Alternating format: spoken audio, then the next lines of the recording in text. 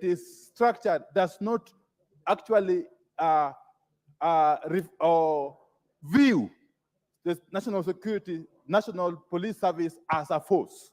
And therefore, I want to submit, Mr. Speaker, that that message is misdirected.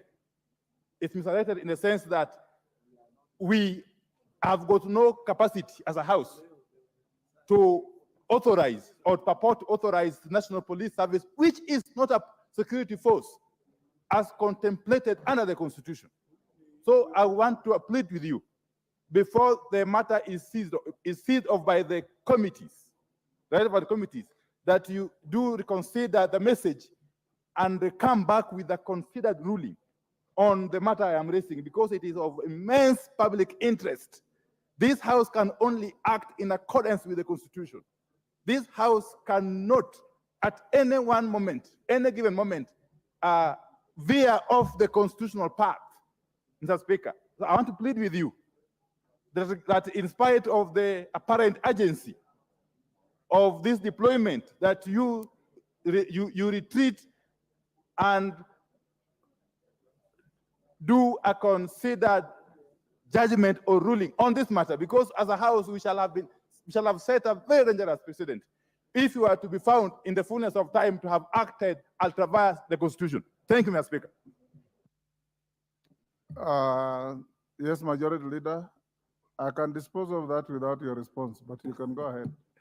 Thank you, Honorable Speaker. And Honorable Speaker, let me thank you for that message. Honorable Speaker, I've listened to what the Honorable Leader of Minority portends. And, Honorable Speaker, one would even argue, if it is not a constitutional requirement, then we even have no role in this matter.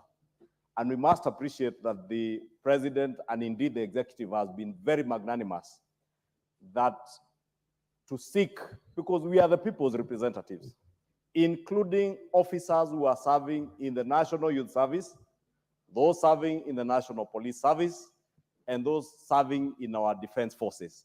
We represent them as representatives of the people.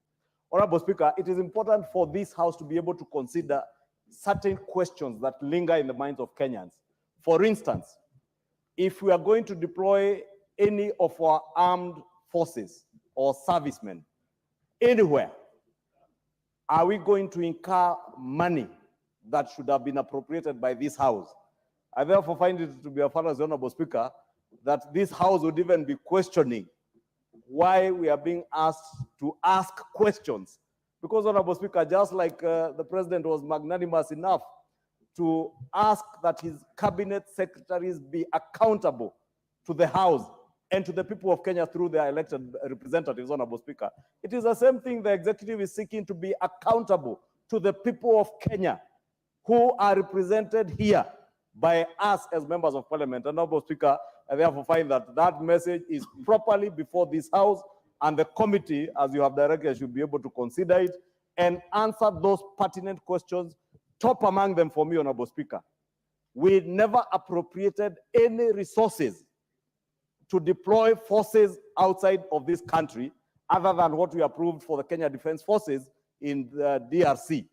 Therefore, if we are deploying our police service to Haiti, who is going to pay for the bill? I am waiting for the committee to deal with that question and tell us whether we need to appropriate more resources or whether someone else is paying, because if it is a UN mission, then the rest of the world should be able to pay for our servicemen. Thank you, Honorable Speaker.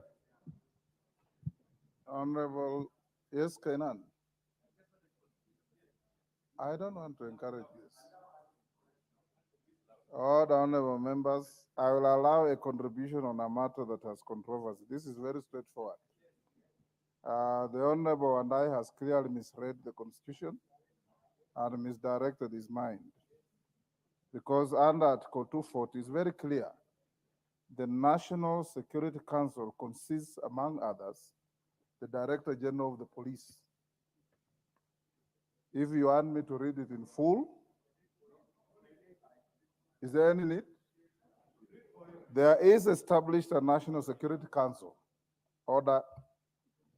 The council consists of the president, the deputy president, the cabinet secretary responsible for defense, the cabinet secretary responsible for foreign affairs, the cabinet secretary responsible for internal security, the attorney general, the chief of defense, Kenya Defense Forces, the director general of the National Intelligence Service, the inspector general of the National Police Service.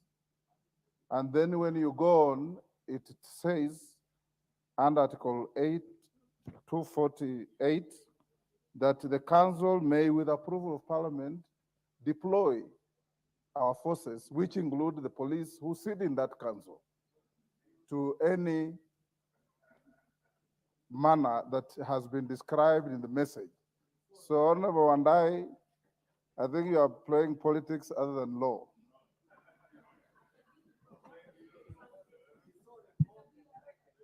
Because I know you know.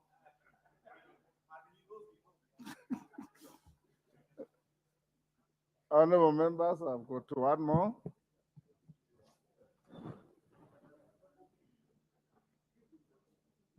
No, go to the next order, sorry.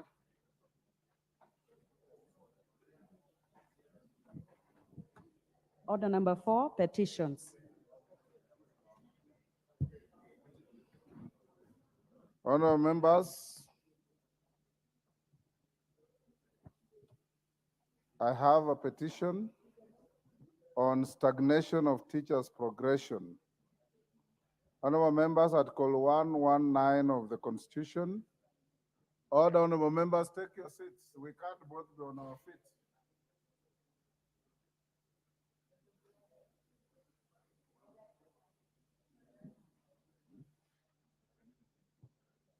Honorable members, Article 119 of the Constitution accords any person the right to petition Parliament to consider any matter within its authority. Further, Standing Order 2252B requires the Speaker to report to the House any petition other than those presented by a member.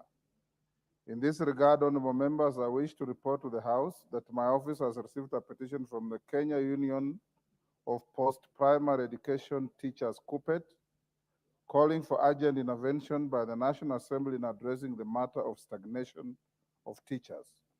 The petitioners aver that KUPPET is the largest and most influential professional association in Kenya, given that it draws its members from the teachers serving in secondary schools and teachers training colleges across the country.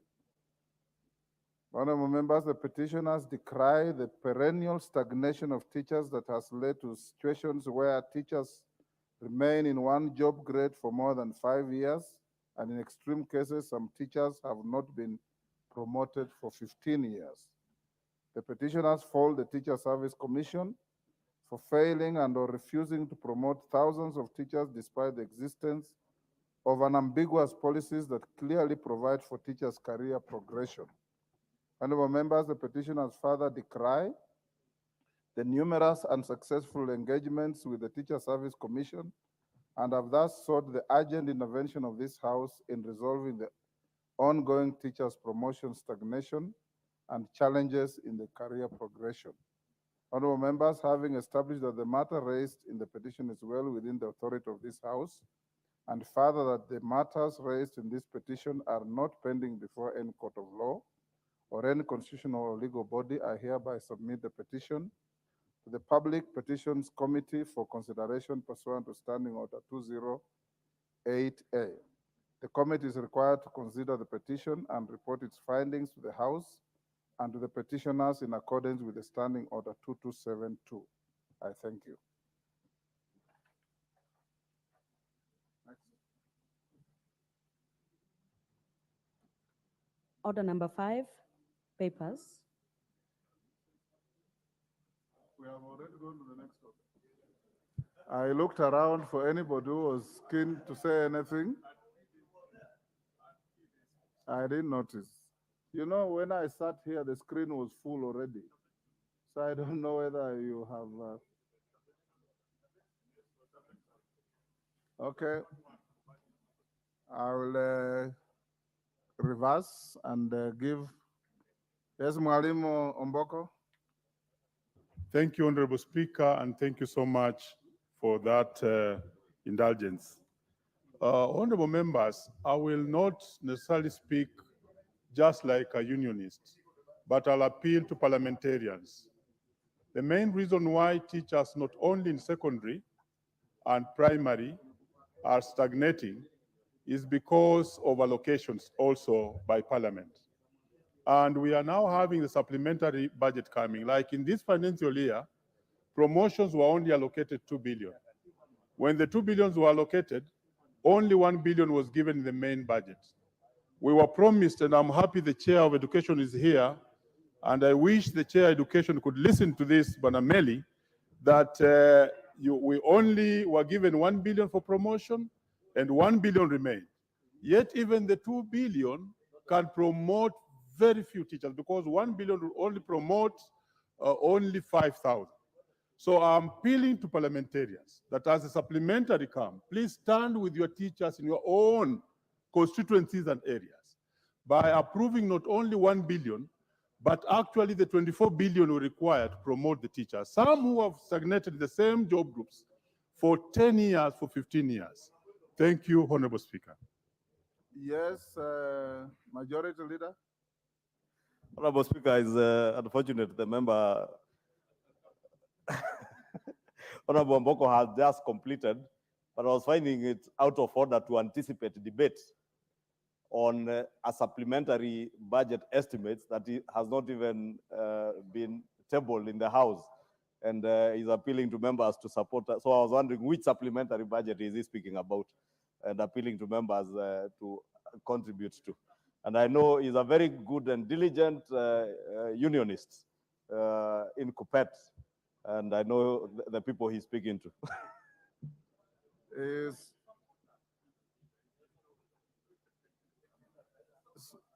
Yes, Odanga.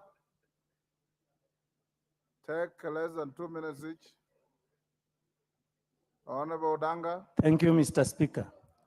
I want really to applaud the petitioners on this matter because teachers in this country have stagnated in the same job groups for many years. When I was a teacher almost 12 years ago when I left, the teachers that I was with in the same grade and job group, many of them are still in the job group. Interestingly, it is not just money that has caused this. Sometimes it has been because of nepotism and corruption at the Teacher Service Commission. The current chairman of the TSC, for instance, was my classmate. And when he was coming in for vetting, I found that he was 4 job groups ahead of our colleagues with whom I was in the same job group when I left to come for teaching. So apart from just funding, there are many other issues that are surrounding the stagnation of teachers in one job group for a long time, something that needs not to be entertained anymore. Thank you, Mr. Speaker. Kemei.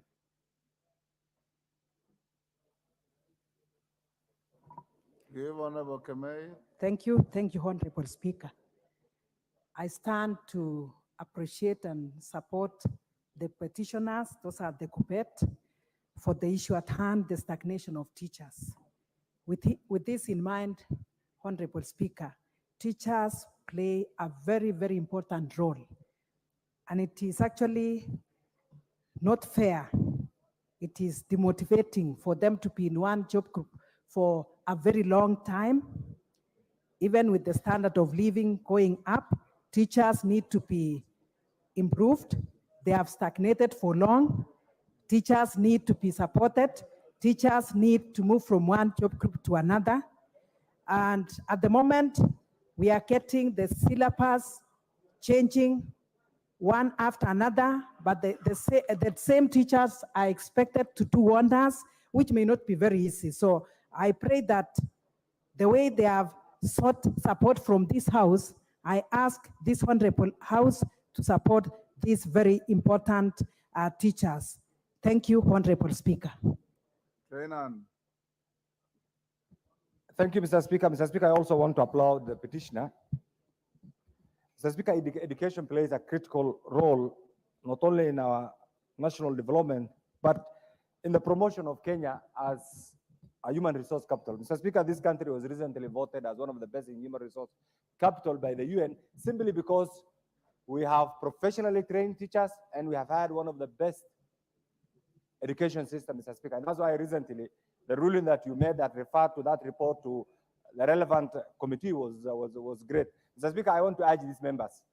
Let's save from other areas and support the promotion of these teachers, Mr. Speaker, who have stagnated. If really our development agenda, national development agenda, has to have meaning, because without education, without properly motivated teachers, Mr. Speaker, there is no development. And I want to urge you, without a speculation, we know supplementary will come, whether it is tomorrow or the other day, whether it will come after 6 months. That particular time, all of us, let's prioritize funding for these teachers who have stagnated in this particular grade, Mr. Speaker, so that we can have properly trained children who will be ready to undertake the role all of us we are doing today. Thank you, Mr. Speaker. Nyamai. Thank you, Mr. Speaker, for giving me this opportunity. I first of all would like to laud the petitioners and say that I have many cases of teachers in my constituency, both Motomo and Dekoda sub-counties, who have been coming to my office asking me whether I can assist them to get promoted. Honorable Speaker, promotion of a teacher should not be politically motivated. Someone should not know a member of parliament for them to get promoted. Honorable Speaker, I have cases of 3 schools in my constituency that are waiting for teachers to get promoted, and I have been waiting for the last 1 year. And these schools is a secondary school, Vote Secondary School, and Semea Secondary School. My director of education in Motomo can attest to this, that the information that I have on my desk is that we need to wait for teachers to get promoted, and it has taken more than 1 year. Honorable Speaker, it is sad that there are teachers who have been very well trained, others who have gone for higher education, and they are not getting promoted. So as this petition goes to the petitions committee, I would like to call upon members of this committee and also the House to ensure that we give the support that is required to our teachers. Thank you, Honorable Speaker. Omongina.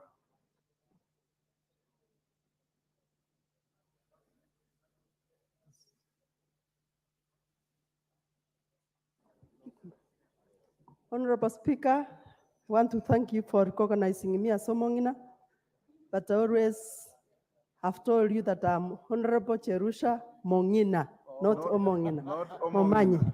Thank you, Honorable. Thank you, Honorable Speaker. I know the difference. I also want to support the petitions that the teachers have stagnated in the same job groups for so long.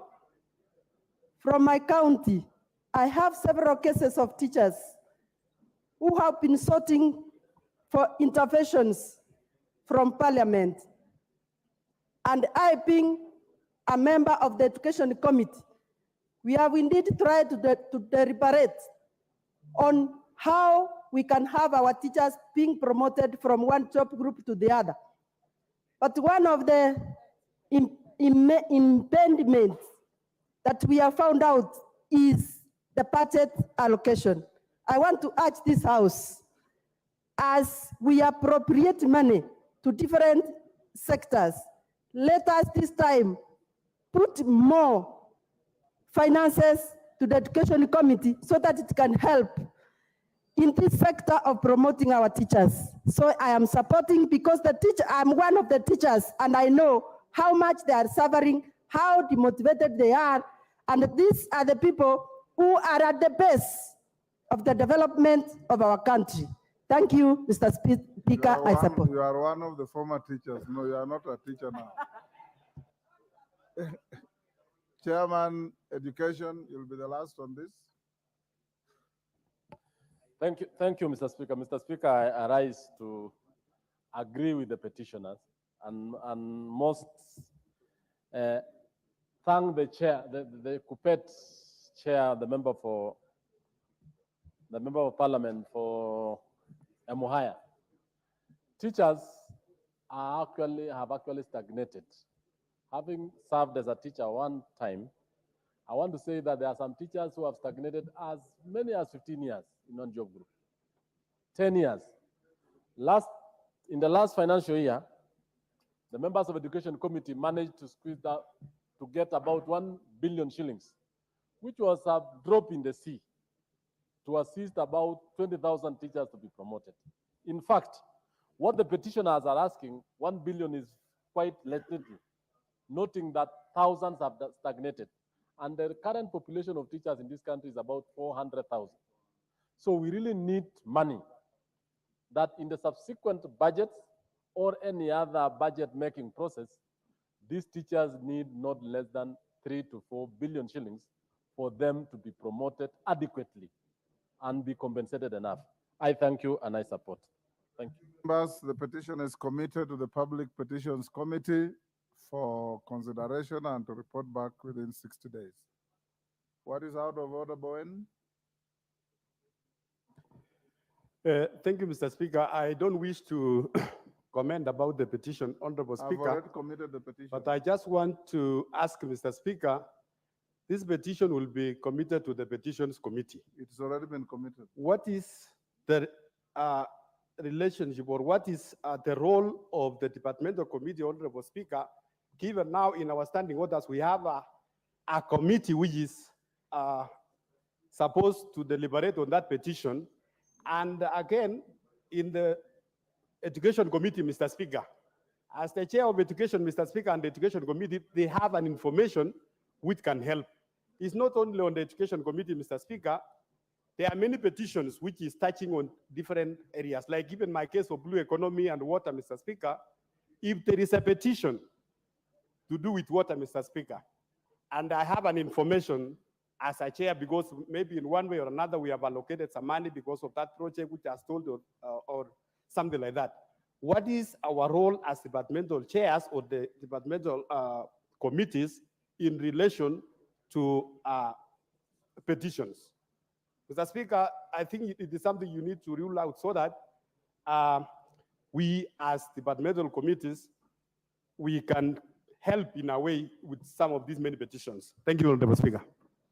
You know, Honorable Bowen, your standing orders say that public petitions be committed to the Committee on Public Petitions.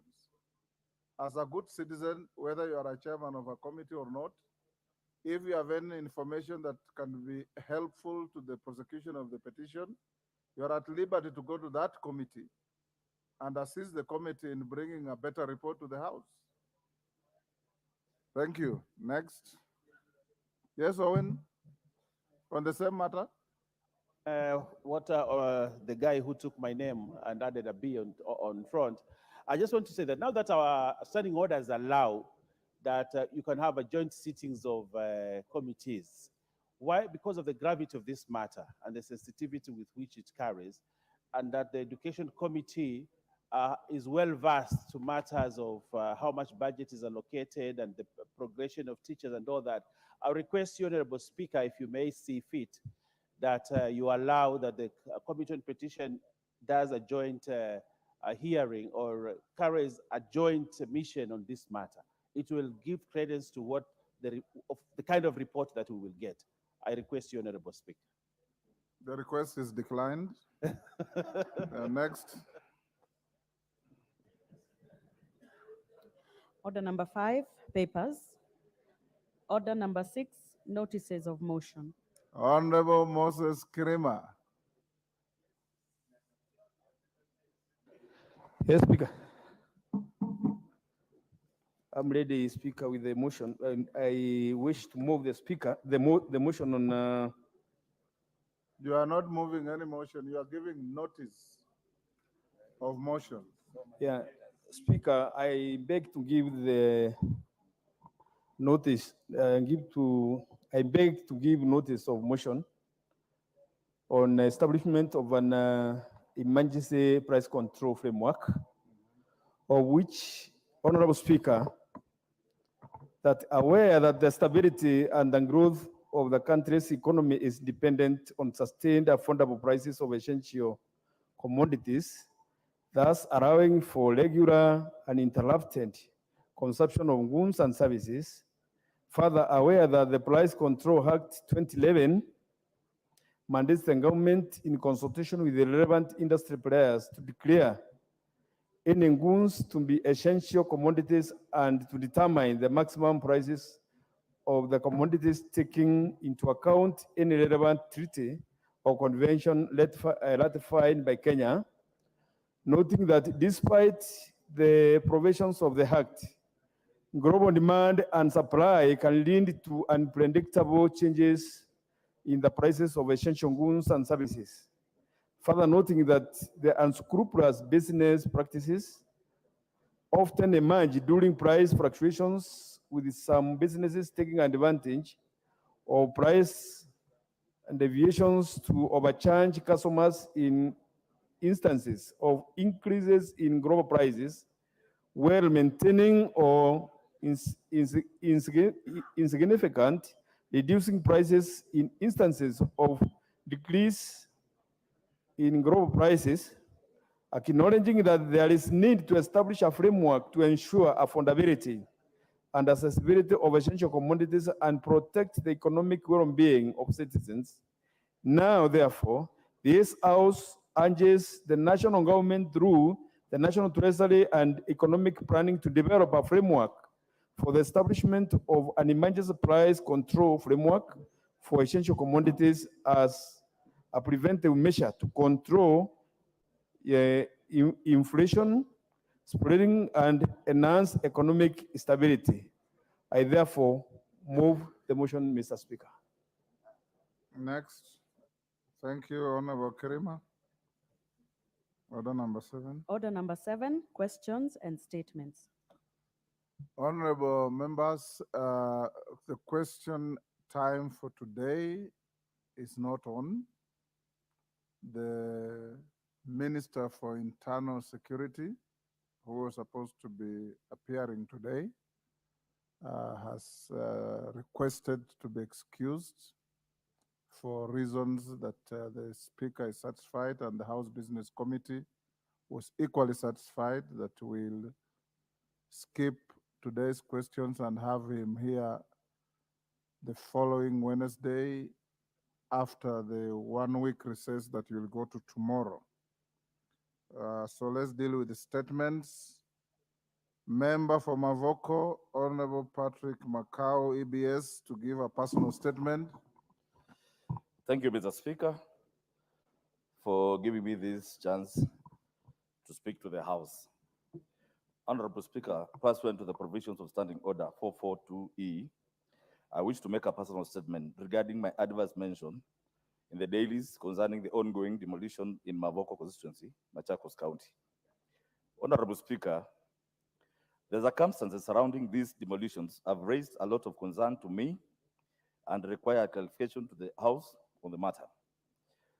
Several dailies of the nationwide circulation and television networks have made a lot of adverse remarks regarding the ongoing demolition of our ongoing investigation into the alleged grabbing of East Africa Portland cement land. My repeated caution and appeals to the county and the national government to address the issue have gone unanswered. There have been attacks on my character arising from unwavering commitment to the welfare of the people of Mavoko, particularly in light of the ongoing investigations into the grabbing of land in Mavoko. Honorable Speaker, I believe that the recent demolitions could have been avoided if the following measures would have been taken into account. 1, the government agencies responsible for land matters should always expedite investigations in cases of land disputes and conclude them in a timely manner. 2, county governments should refrain from approving or allowing the construction of structures without the requisite ownership documentation. Number 3, Mr. Speaker, land control boards should physically inspect land sale locations to verify the agreements between buyers and sellers. Number 4, demolition or eviction orders must only be carried out following clear, legally sanctioned court-issued directives. In fact, any court in Kenya gives the aggrieved 14 days to appeal. This was not the case in Mavoko, Mr. Speaker. Demolition or eviction orders must only be carried out. Mr. Speaker, number 5, dialogue and negotiation should always be given precedence to safeguard the property and financial interests of innocent citizens. Number 6, The land registry in every county must be up to date and accurate in its records and transfers, and should be seated or centered in the locality of the county. The Speaker, the land registry of Mavoko is seated in Nairobi and Machakos County. So there are two entities that issue titles, and that brings the conflict of such titles. Number 7, periodic registration of government officers to prevent collusion and corruption should be enforced. And lastly, the survey office should immediately cease providing conflicting land maps for the same location. Honorable Speaker, to correct the impression created out there by the media outlets, it is imperative to underscore that I am a representative of the people, I oversight, and such accusation leveled against me. My actions have been motivated by genuine wish for the well-being of the people I serve. We must all ensure that the rights of innocent citizens are protected and that our land administration process are transparent and fair. I call upon the relevant authorities to urgently address these issues and ensure an effective and land management systems are adhered to. Mr. Speaker, finally, I want to say that, Mr. Speaker, the Bible and the Quran says that we repent sins that we knowingly and unknowingly commit. But, Mr. Speaker, for this case, I find these sins were committed intentionally, premeditated, and, Mr. Speaker, that's why these houses were You are now demolished. debating your statement. I Once thank you, you've- Mr. Speaker. You finished reading your statement. That is the end of the matter. Thank you very much. Mr. Speaker, it's very painful to me, and Yes, Patrick. The statement that I approved for you to present to the House, you have already done so. Mr. Speaker, I think sometimes in this house, we are representatives, and this is a political process. Mr. Speaker, today, this is a double wage. Yesterday, Mr. Ichungwa was in and out of police stations. Today, maybe it's me. Let me tell you, my colleagues in this house, the people we represent them for good or for bad. Mr. Speaker, for me, going to the side of demolition. Honorable Patrick Macau, order, take your seat. I thank you, Mr. Speaker. Honorable Macau, I gave you permission to make a personal statement. I looked at the content of the statement, I approved it, and you have absolutely no authority to debate your own statement. Once you've finished presenting it, it ends there. Next member from Horoni. Onyango Koyo. Thank you very much, Honorable Speaker, for giving me the opportunity. Honorable Speaker, pursuant to Standing Order 44-2C, I raised request for a statement from Chairperson Departmental Committee on Agriculture and Livestock regarding the planned duty-free importation of male white stock brown sugar in the country until April 2024. Honorable Speaker, Kenya's sugar industry supports over 400,000 farmers and employs nearly over 8 million Kenyans directly and indirectly. However, the sector has faced acute deficits, making it difficult to satisfy domestic demand. To this end, Kenya has been importing duty-free sugar under the East African Community Customs Management Act 2004 framework to satisfy domestic demand.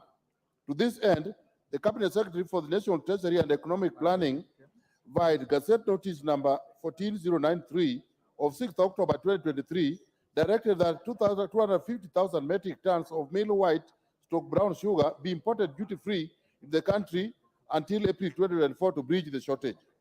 The directive was triggered by a notification by the Ministry of Agriculture and Livestock of sharp decline in local sugar production due to shortage of mature cane that caused closure of sugar mills in the Western and Nyanza regions. Honorable Speaker, considering that this House recently approved various measures to revive the sugar sector in the country, duty-free importation of sugar in the country ought to be undertaken with caution. It is projected that revival of the sugar industry in the country will progressively meet domestic demand and produce surplus that could earn the country foreign exchange through export. Honorable Speaker, it is against this background that I ask a statement from the Chairperson of the Departmental Committee of Agriculture, and Livestock on the matter.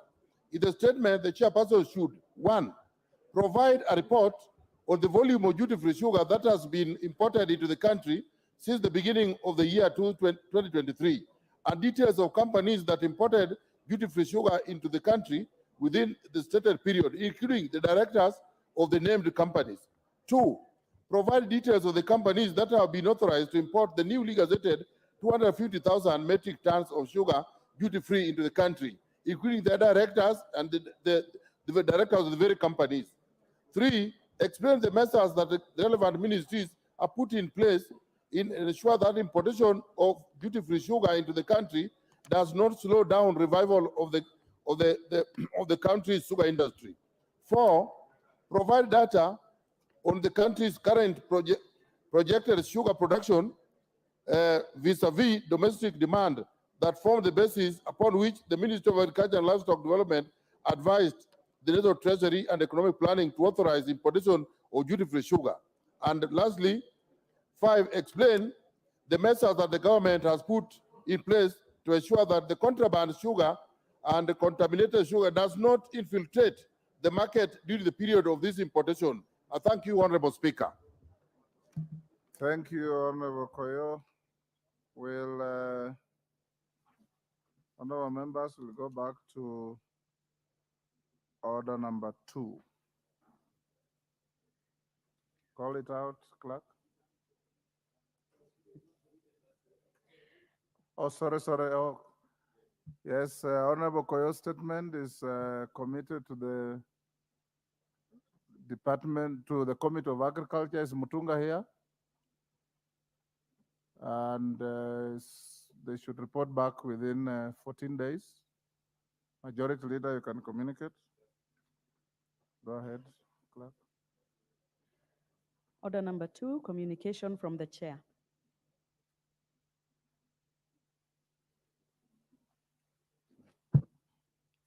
Honorable members, the first one is a guide on authority to retake the motion for adjournment of the House pursuant to Standing Order 33 by the member for Kadhiani, the Honorable Robert Mbui MP. Honorable members, Standing Order 33 provides that any member of the House may, with the support of at least 20 members, seek leave to move the adjournment of the House for the purpose of discussing a definite matter of urgent national importance. Based on our rules and parliamentary practice, numerous motions of adjournment have been considered in the House, among other subject matters: insecurity in parts of the country, state of the education, health, and agriculture sectors, as well as the country's stance on various international undertakings. Honorable members, while matters contained in a proposed adjournment motion may be of importance to a particular section of the membership of the House, the discretion to determine the admissibility is bestowed upon the Speaker. I have in this regard approved a number of proposed adjournment motions on various subject matters for consideration by the House. The House will recall that on 17 October 2023, I allowed the member for Kadhiani and Deputy Leader of the Minority Party, the Honorable Robert Mbui MP, to seek leave to move the adjournment of the House on the subject of demolitions in Athi River. Having attained the requisite threshold as provided by standing orders, I directed that the motion be moved on Thursday, 19th October 2023 at 5 p.m. However, before the appointed time on Thursday, 19th October 2023, the House rose out of lack of quorum. This therefore meant that the motion was not debated. I have since received various representations from a number of members that the motion be renewed for consideration by the House, noting that the matter is still live and the concerns raised remain active, and appreciating the deliberative role of the House as enshrined in Article 95(2) of the Constitution, I have acceded to the request to allow the renewal of the motion. Honorable members, in acceding to the request, I made due consideration the fact that the motion contains matters currently affecting the people and which, if unattended, may be detrimental to orderly conduct of operations in the country, including within the land sector. This especially so, noting more recent court rulings relating to land occupation, and the ownership in parts of Nairobi City County. In this regard, honorable members, I direct that the House adjourns today at 5:30 p.m. pursuant to the provision of Standing Order 33 for the purpose of discussing the matter of demolition of houses in Athi River, Machakos County. Thank you.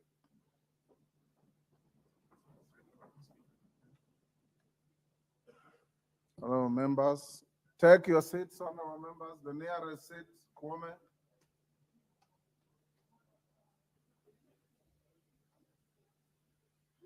Honorable Kimani, what is your idea of nearest?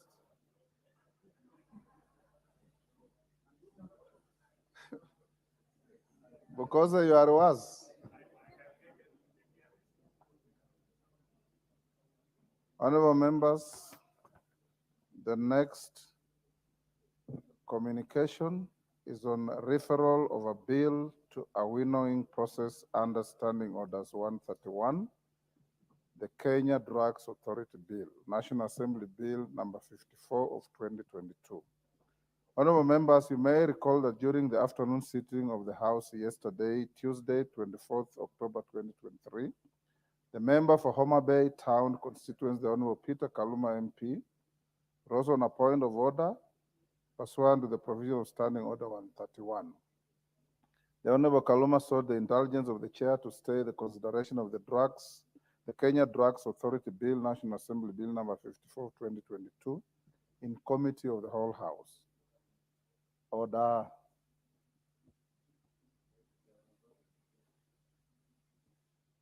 This House recognizes two languages, English and Kiswahili.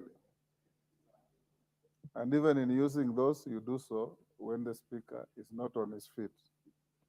The member for Homa Bay Town constituency relied on the argument that proposed amendments in respect to the bill were nearly on all the clauses.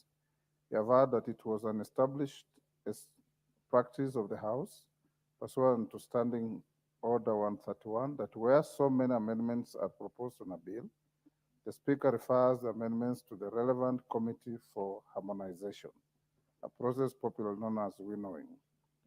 He further implied that where the multiplicity of amendments appear to rewrite the bill, the Speaker would order such a bill to be republished. Other honorable members, including the Deputy Speaker, Honorable Gladys Boss, the Chairperson of the Departmental Committee on Health, Honorable Robert Pukose, MP, weighed in on the matter and gave their input and clarification on the nature of the proposed amendments. Honorable members, having considered the issues raised by the member for Homa Bay Town constituency in relation to the assurances by the Chairperson of the Departmental Committee on Health and other members, I was inclined to permit the consideration of the bill in the committee of the whole House. In so doing, I was hopeful that the committee would conscientiously consider that and decide each of the proposed amendments, including those that I approved after publication of the order paper. I also guided the House that should need for certain proposed amendments to undergo winnowing arise, while in the committee of the whole House, the chairperson of the committee would be at liberty to stay the relevant clauses to allow further consideration. For the record, Committee of the Whole House on the Kenya Drugs Authority Bill, National Assembly Bill number 54 of 2022, commenced yesterday and progressed up to clause 22. As you are aware, honorable members, the resumption of the Committee of the Whole House during today's morning sitting was interrupted due to lack of quorum. The same business is scheduled to resume in this sitting as listed under order number 11 of today's order paper. Before proceeding to the said order, I wish to inform the House that several members have approached me and conversed their concerns on the bill and the proposed amendments.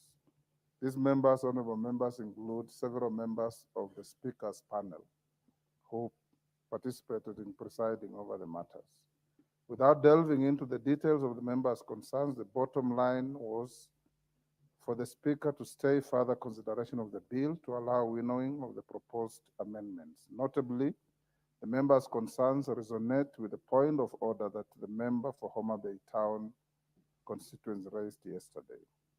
In this regard, honorable members, I'm inclined to defer further consideration of the Kenya Drugs Authority Bill, National Assembly Bill number 54 of 2022 in the Committee of the Whole. To this end, I direct that the proposed amendments to the bill be subjected to a winnowing process before the Departmental Committee on Health. All members with amendments, including all other members desirous of proposing any further amendments to the bill, are required to appear before the committee to prosecute their proposals. For fairness, honorable members, I advise the chairperson of the Departmental Committee on Health, in whose name the bill is published, to consider recusing himself during the winnowing process and allow the vice chairperson or another member of the committee to steer the process. For clarity, Committee of the Whole had concluded consideration of clause 3 to 22. In the event contestations arise with regard to those clauses, the House will be at liberty to recommit the clauses in accordance with Standing Order 136A. The bill will be resumed later on a day to be determined by the House Business Committee upon reporting of the results of the winnowing process by the committee. The House is accordingly guided. I thank you. Members, take your seats. I still have one more communication. Yes, Honorable Bukosa. Thank you, Honorable Speaker, for your ruling and guidance. This bill initially, Honorable Speaker, was my bill, but it got interest from both the ministry and the government, and therefore this bill was converted to become a committee bill. And having converted it into a committee bill, this is for processes of allowing the government to make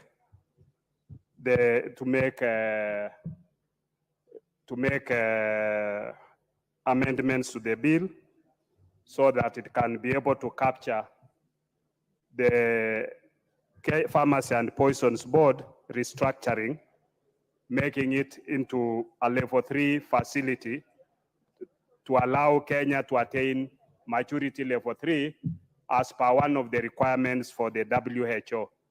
Now I want to know, being now a committee bill, do I have to recuse myself and have my vice chair or any other member? You are recusing yourself from chairing to the extent that even if it's a committee bill, it has been largely associated with you as the promoter. And fairness requires that you participate in the winnowing process, but you let your vice chair the committee so that you don't get yourself in an uncomfortable situation of conflict of interest or defending a position like you would naturally do where you ought not to do. Is that clear? Order, Majority Leader, I want to make another communication. Honorable members, the next communication relates to the replacement of the Deputy Minority Whip and Jubilee Party leadership. Honorable members, you will recall that on Thursday, 8th June 2023, I issued a communication on update on the replacement of the Deputy Minority Whip. In that communication, I did guide the House. The correspondence received on the replacement of the Honorable Sabina Chege as the Deputy Minority Whip had been effectively suspended by a court order. The order in question was issued on Tuesday, 30th May 2023 in Kiambu High Court, petition number E025 of 2023, Association of Friends of Youths and Women versus Speaker of the National Assembly and 3 others. I wish to inform the House of the developments in the cited case since my aforesaid communication. My office is now in receipt of a ruling delivered by the Kiambu High Court dismissing the matter.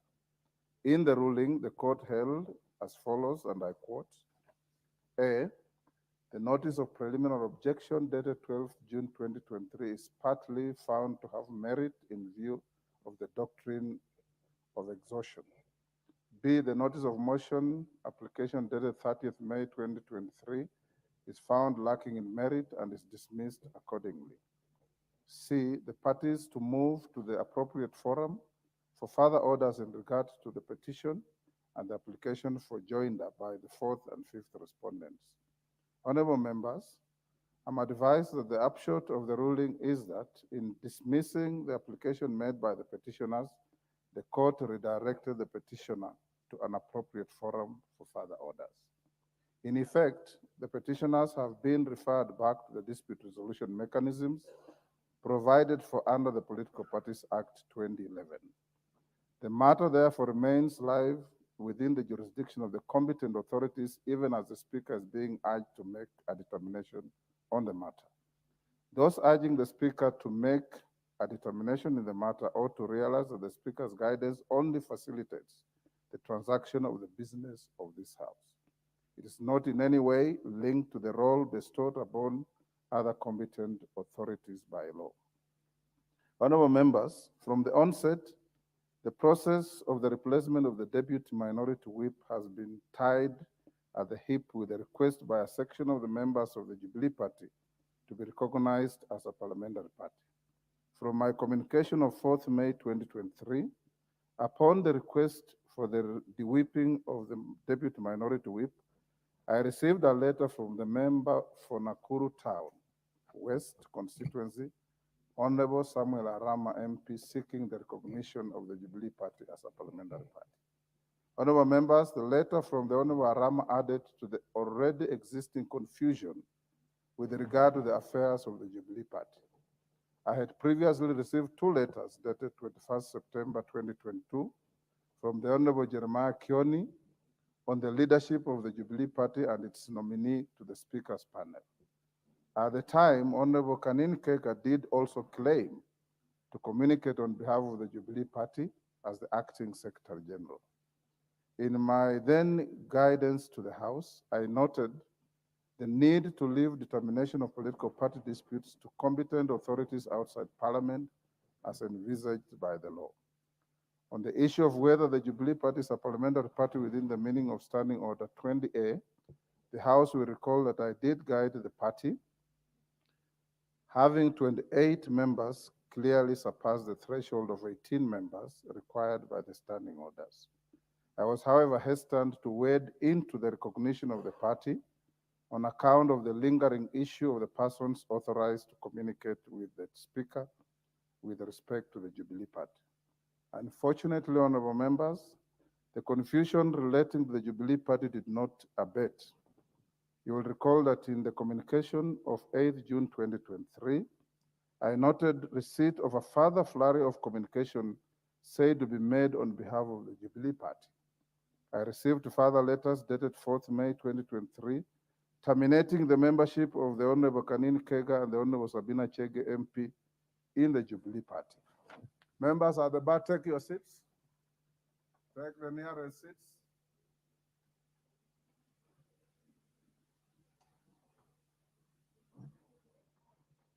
Honorable members, additionally, I was copied in correspondence dated 20th June 2023 between the Jubilee Party and the Azimio la Umoja One Kenya coalition, signed off by a Mr. Nelson Zuya as the national chairperson of the party. In the letter, Mr. Zuya urged that the Speaker refrain from effecting changes to House leadership and committee membership pending the determination of an alleged dispute between the Jubilee Party and the Azimio coalition. Honorable members, it is against this backdrop and a lack of clarification on the affairs of the Jubilee Party at the time that I again expressed my hesitation to recognize the party as a parliamentary party. Indeed, as members will further recall, I granted the minority party and the Jubilee Party a period of 30 days to allow them to put their affairs in order. Whereas it would seem that the minority party has concluded the matter of replacing its whip, the same cannot be said with regard to the affairs of the Jubilee Party and its members in the House. As at today, the question of who constitutes the bona fide leadership of the party, especially in the House, remains unclear. Honorable members, on the 13th of June 2023, Barely a week after my last communication on this matter, the Honorable Samuel Arama again wrote on behalf of the members of the Jubilee Party, conveying names and signatures of 21 out of 28 members, expressing their support of the recognition of the party as a parliamentary party. In the past week, I have received two conflicting letters on the matter of the Deputy Minority Whip from the Jubilee Party. A rambling letter dated 20th October 2023 from the Honorable Jeremiah Kion said to support the replacement of the Deputy Minority Whip is littered with insults and other unpalatable statements unworthy of my mention. The message in the letter is lost in its tone, which is obviously beneath the standard expected of a person who has sat in this honorable house. On 24th October 2023, I received yet another letter from the Honorable Joshua Kutunyi, who claims to be the party's Deputy Secretary General. In the letter, the Honorable Kutunyi claims that the Honorable Jeremiah Kioni was expelled by the party and ought not communicate on its behalf.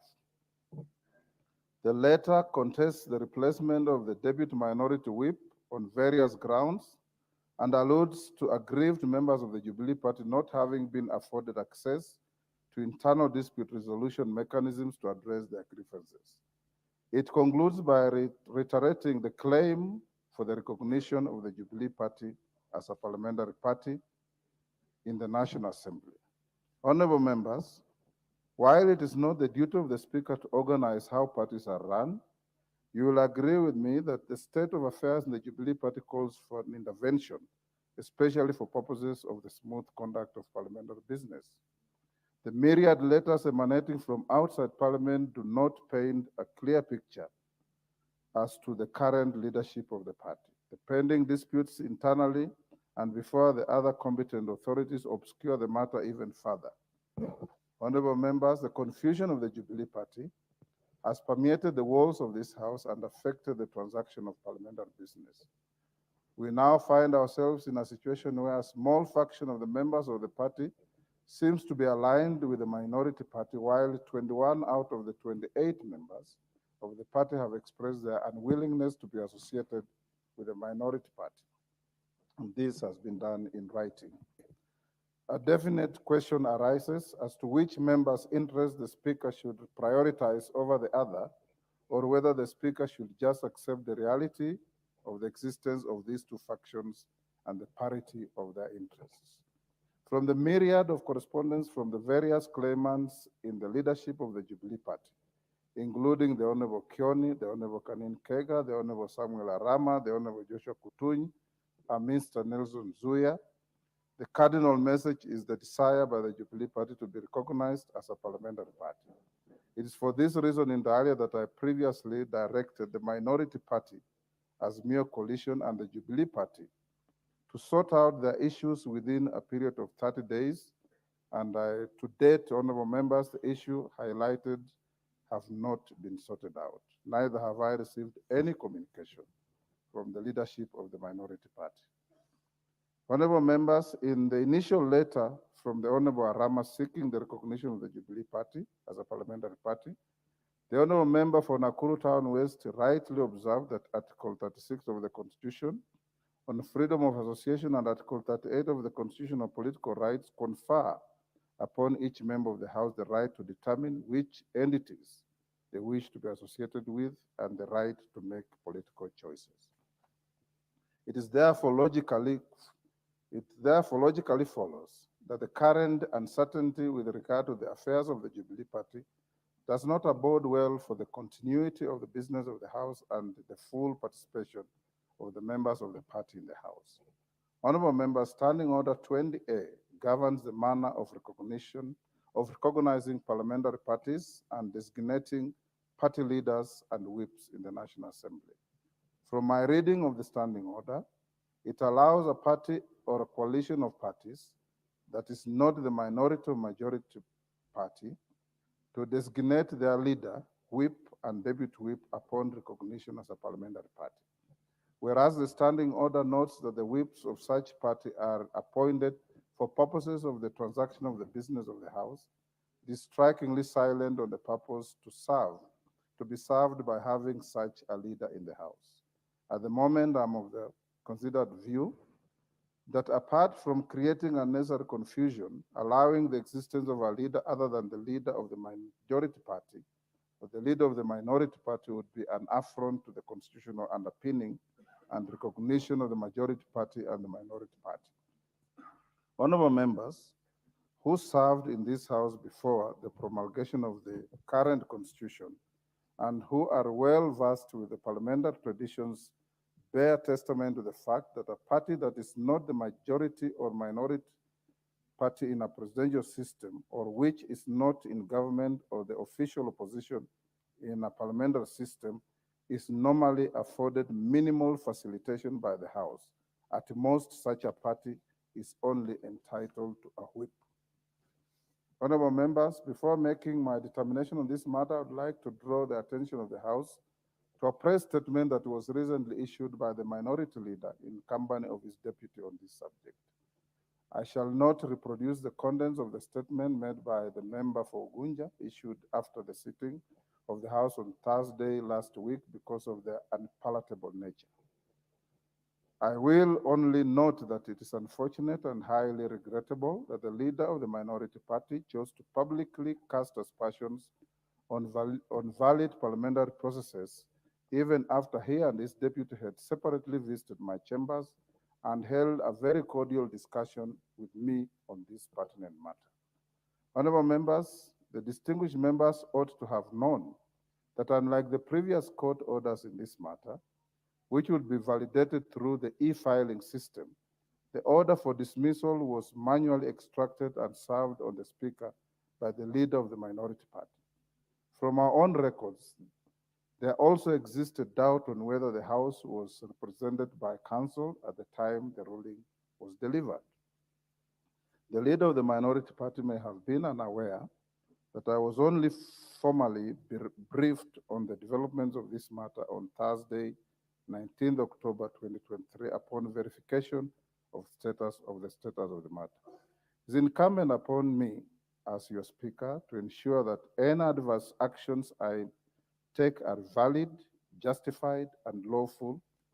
And in this respect, I am enjoined to satisfy myself with regard to the authenticity of any information that I convey to this House. Honorable members, I expect the leadership of the House to conduct themselves with decorum and respect for the high office that they have been entrusted with. In this regard, the conduct and statements attributed to the leader of the minority party, including the wild aspersions cast on the person of the Speaker, leave a lot to be desired and are a stain on the privilege and prestige of the institution of Parliament. The Speaker takes a very dim view of this kind of unproductive and unhelpful conduct. Honorable members, going back to the matter at hand, you will recall that my predecessor, Speaker Kenneth Marende, was faced with a similar situation in April 2009 during the 10th Parliament. At the time, President Kibaki had appointed his vice president as the leader of government business in this House, which prompted the then Prime Minister to write a letter to the Speaker appointing himself to the same position. This resulted in an impasse that threatened to paralyze parliamentary business. In his ruling, honorable members, Speaker Marende broke the deadlock by adopting an interim measure that resulted in the chair of the House Business Committee being occupied by the Speaker. Additionally, the Speaker tasked the joint government chief whips to run the affairs of the government in the House and threw the ball back to the President and the then Prime Minister to solve the impasse. Honorable members, the Speaker will not shy away from the reality that two factions of the Jubilee Party are tearing each other apart and are unfairly dragging the Speaker into their wars of supremacy. However, to the extent that both factions collectively and separately have a stake in the conduct of parliamentary business, I'm inclined to exercise the powers conferred upon me by Standing Order Number 1 to facilitate the continuity of the business of the House until such a time as the competent authorities make a final determination with regard to the disputes relating to the affairs of the Jubilee Party. In summary, honorable members, I guide the House as follows: that there currently exists no bar against the decision made by the minority party to replace its deputy whip. Standing Order 20A5 requires the Speaker to convey a decision to replace a whip to the House. In this regard, the Honorable Mark Mwenje MP forthwith replaces Sabina Chege MP as the deputy whip of the minority party. That to give effect the provisions of Article 36 of the Constitution on freedom of association and Article 38 of the Constitution on political rights, which confer upon each member of the House the right to determine which entities they wish to be associated with and right to make political choices. Order. The Jubilee Party is hereby recognized as a parliamentary party within the meaning of Standing Order 20A. This recognition does not in any way elevate it to or affect the status given to the majority party and the minority party by the Constitution and the standing orders. That consequently, the Honorable Sabina Chege, by virtue of the written support of 21 members out of 28 members of the Jubilee Party in the House, in the letter dated 13th June 2023, and on account of her having been the last officially recognized member of the Jubilee Party, forming part of the leadership, is allowed to perform in the interim the role of the whip of that party in the House. That the foregoing guidance is issued in the interim purely for purposes of facilitating the continuation of the business of the House until such time as the Speaker will be properly seized of the final determination of the matters relating to the Jubilee Party by the competent authorities. The House is accordingly guided. Next order. Order number 8, the National Youth Council Amendment Bill, National Assembly Bill number 1 of 2023, second reading. Question to be put. Order. Honorable Wandai. Order. Order, honorable members. The House is still in session. Order. Order, honorable members. Take your seats. Or those who want to recess from the House, do so quietly. Honorable Wandai. I'll give you The Honorable Speaker, first and foremost, I wish to thank you for finally effecting the communication from my office regarding the change in the holder of the office of the Deputy Minority Whip. Secondly, Mr. Speaker, I want to reserve my comments on the issue of the status of the Jubilee Party for now. But thirdly, Mr. Speaker, in view of your ruling or communication, I want to submit that since I did my first letter to you on the 6th of April, 2023, communicating the removal of the Honorable Sabina Chege, which has now been affirmed by the court and by the Speaker, that the Speaker finds that for the time between the period between the 6th of Order, April. honorable members, I can barely hear what the Honorable Mwenje.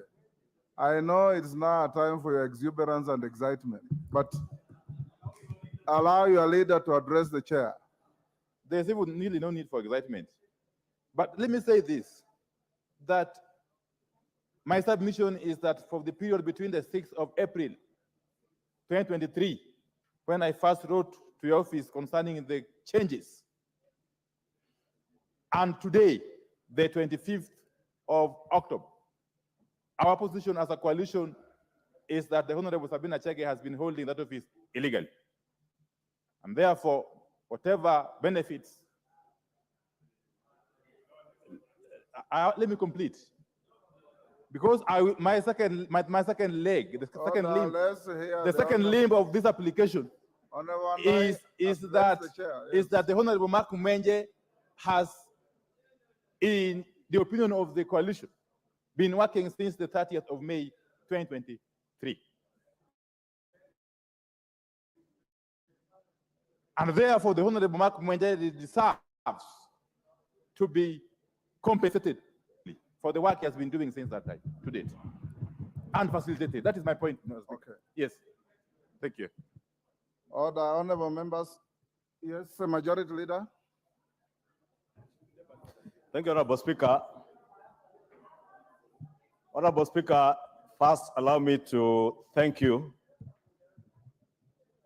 And as I said, when Speaker Marende in 2009 made his Solomonic ruling on the issue of the leader of government business, you as today, Honorable Speaker, also ranks among those rulings that are informed by Solomonic wisdom. And Honorable Speaker, it also ranks among rulings that would have a win-win situation for those in the minority party and for those who serve under the Jubilee Party. Honorable Speaker, I also did note your concern, and indeed I had also noted the same concern, Honorable Speaker, when last week I saw senior leaders of this House, like the leader of minority and his deputy, in a way attempt to disparage the office of the Speaker, and I found it to be completely out of order, and I thank you, Honorable Speaker, for the guidance that you have afforded the leader of minority and his deputy not to engage in matters that would look to be disparaging the office of the Speaker or the conduct of the person of the Speaker outside the chamber without even, and even in the chamber without a substantive motion, Honorable Speaker. To Honorable Speaker, I will also not want to comment on the conduct of one Jeremiah Kioni and the letter that you have said had, I can't remember the words you used, not unprintable. And palatable. The rambling letter, Honorable Speaker. I will not want to also restrain myself from commenting on the rambling letter by the Honorable Jeremiah Kioni, who, as you have noted, is a former member of this House and ought to address the office of the Speaker, and indeed any member of this House, with the respect that they deserve, including the leader of minority. Honorable Speaker, to also congratulate the Honorable Mwenje on his accession to the office of Deputy Whip of the Azimio One Kenya Coalition. As I equally congratulate the Honorable Sabina Chege on her ascension to the office of Whip. And Honorable Speaker, you may note with your Solomonic wisdom, the Honorable Sabina Chege has now been elevated from a deputy whip to a substantive whip. She now ranks the same with Whip Silvana Sosoro and Whip Junet Mohammed. The Honorable Mwenje now ranks as a deputy whip from being an ordinary member of Jubilee. But Honorable Speaker, I've heard what the Honorable Leader of Minority is asking. At what point do these changes take place? Honorable Speaker, it is my humble submission that the changes take effect today upon communication by the Speaker to the House, not the time when the Azimio One Kenya Coalition sought to change, because as you have clearly said, and I believe the Leader of Minority has listened to your very well reasoned ruling, that there were issues that stopped you from making that communication, including embargoes by a court case, which, as you have rightly said, has now been lifted following the conclusion of that matter in the Kiambu High Court. To Honorable Speaker, and in conclusion, would I be not, Honorable Speaker, because the only thing that was left lingering in my mind, just like the Leader of Minority had that issue on the time that your ruling takes effect, I also had an issue that was left lingering in my mind, that Jubilee Party is now recognized as a parliamentary political party. 21 members within that party subscribe to the Jubilee faction that supports And I hear the Honorable Kinan claim they are now 27. I do not know because I'm a former member of Jubilee. I'm not a member of Jubilee now. So if there are 21 or 27 members of Jubilee who subscribe to the leadership of Sabina Chege and one faction, and who are disassociating themselves from Azimio One Kenya coalition, the question that lingers in my mind, Honorable Speaker, can then the Honorable Mark Mwenje, as a member of the same Jubilee party, be a whip in Azimio One Kenya coalition if Jubilee pretends to have left the Azimio One Kenya coalition? Would that, Honorable Speaker, be putting the Honorable member for Embakasi West in a very precarious situation, Honorable Speaker, because it may be construed as defected Jubilee of the Azimio One Kenya coalition? Honorable Speaker, you know from your ruling on the issue on the question of majority and minority leadership in this House, the status of Azimio One Kenya coalition party, and indeed, Honorable Speaker, the act that brought to life Azimio One Kenya coalition as a political party is a matter that is still contentious to date. And therefore, Honorable Speaker, I would want to advise my good brother and friend, Honorable Mwenje, to celebrate with some caution because he might be construed to have defected from Jubilee. And I am not sure he wants to get into a by-election. So celebrate with some caution, Honorable Speaker, and I thank you for your ruling. Honorable members, I don't think I want to escalate this beyond where it is because it amounts to debating the Speaker's ruling. I want us to proceed as follows. Mark Mwenje is the Deputy Whip of the Azimio coalition with effect from today, not any other time. If there are any privileges and trappings of that office, they will land on him from today, not any other time.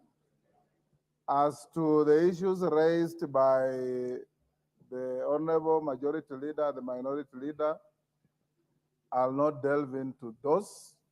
The chips will lie where they fell, and we will proceed in the manner I've directed, and it is so ordered.